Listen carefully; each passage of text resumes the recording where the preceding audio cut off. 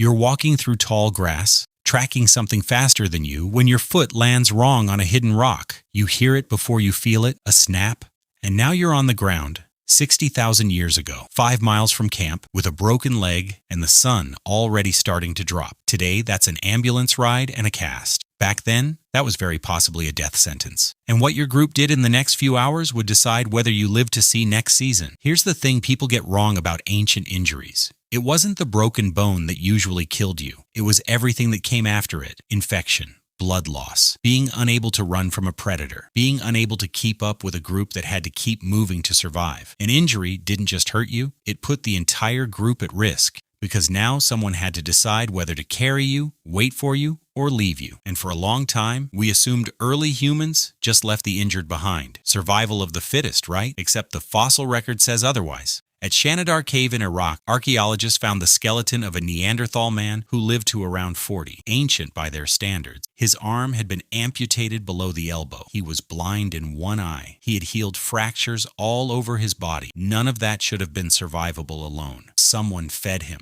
Someone protected him. Someone kept him alive for years after he stopped being useful in a hunt.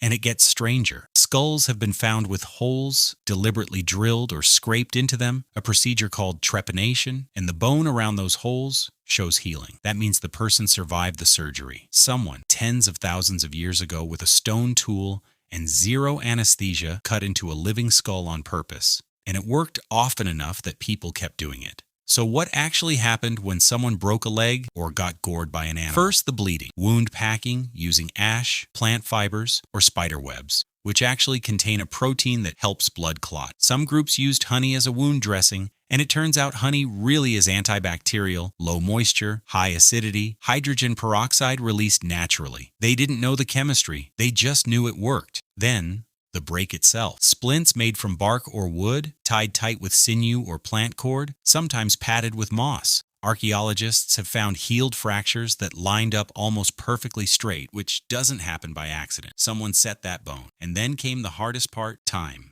A broken leg takes 6 to 8 weeks to heal. That's 6 to 8 weeks of a person needing food brought to them, needing protection, needing to be moved when the group moved. In a world with no surplus, no stockpile, that's an enormous cost. Which is exactly why Shanidar's skeleton matters so much. It's not just proof of medical knowledge, it's proof of something deeper. That somewhere, incredibly early in our history, humans decided a life was worth the cost of keeping alive, even when it made zero practical sense. Chimpanzees will groom a wounded group member. Elephants will stand guard over a dying one. But no other species goes this far. No other species drills into a skull and waits for it to heal. No other species carries someone for years who can never hunt again. So next time you twist your ankle and reach for the ibuprofen, remember, someone, a very long time ago, was doing the exact same thing for a broken leg with moss, honey, and a splint of bark. And it worked often enough that you're here to read this sentence. That instinct to save someone who can't save themselves, that might be older than language, older than fire. Maybe it's the oldest human trait there is.